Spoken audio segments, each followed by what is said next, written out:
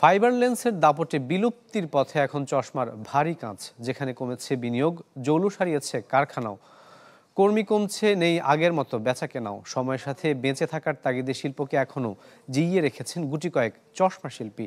বিস্তারিত জানাচ্ছেন নাদিয়া ইসলাম তুলি। জরাজীর্ণ ঘরে ছোট চুল্লিতে রাসায়নিক মিশ্রণ, এরপর মিহিন ও ফাইন মেশিনে মসৃণ, এভাবে কয়েক ধাপে তৈরি হচ্ছে চশমায় ব্যবহারের ভারী কাঁচ, যেখানে কাজ করছেন বয়সের ভারে নোজ মোহাম্মদ ইউসুফ। প্রত্যাশিত আয় উপার্জন না হলেও পেশার প্রতি আবেগই তাকে ধরে রেখেছে প্রায় ১.৫ যুগ। প্রেসক্রিপশনটা দেখে আমরা আগে পাওয়ারটা হিসাব করি যে কোন ঢাইসায় পাওয়ারটা তৈরি হবে, নাম্বারটা আমি ওখান থেকে বসাই দিই, গ্লাসের ভিতরে লেখা দেওয়ার পরে ওটা চুলায় চলে যায়, ওখান থেকে গ্লাসটাকে আটকানো হয়, আঠা দিয়ে আটকানো হয়, তারপর ওটা মেশিনে চলে আসে, মেশিনে চলে আসার পরে ওখানে পাতলা হয় এবং পাওয়ারটা সেট হয় ওখান থেকে। ম্যাগিও ঠিক আমার মতোই কোয়ালিটিতে কোনো ছাড় দেয় না। ৭টি দেশের সেরা খামার থেকে আসে ম্যাগি নুডলসের ময়দা। মা হিসেবে এটাই আমার জন্য গিফট। ফরহাদ গ্রাইন্ডিং নামের এই কারখানায় একসময় কাজ করতেন প্রায় ২২ জন কর্মী, এখন মাত্র ৪ জন।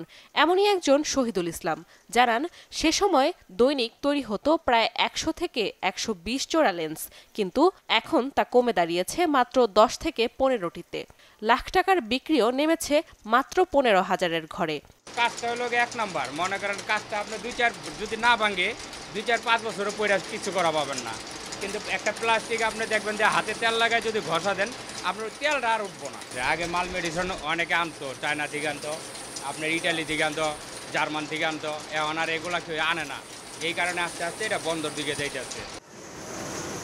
কর্মীরা জানান, ফাইবার লেন্সের দাপটে বিলুপ্তির পথে কাচের চশমা, কমেছে প্রয়োজনীয় কাঁচামালের আমদানিও। এছাড়া অন্য সব চশমার চেয়ে তুলনামূলক ভারী হওয়ায় দিন দিন কমছে চাহিদা, বলছেন ক্রেতা বিক্রেতারা। সেই সাথে দামের তারতম্য বাদ সেধেছে কাচের চশমার বাণিজ্যে।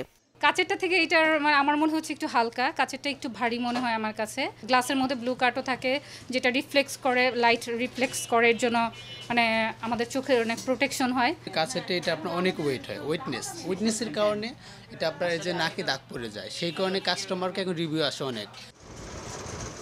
সংশ্লিষ্ট ব্যবসায়ীরা জানান, পুরান ঢাকার এই এলাকায় আগে ২২টির মতো কারখানা থাকলেও ক্রেতাদের আগ্রহ কমায় এখন তা নেমে এসেছে মাত্র ২টিতে।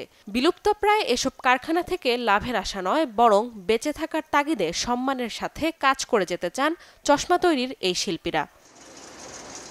নাদিয়া ইসলাম তুলি, চ্যানেল 24, ঢাকা।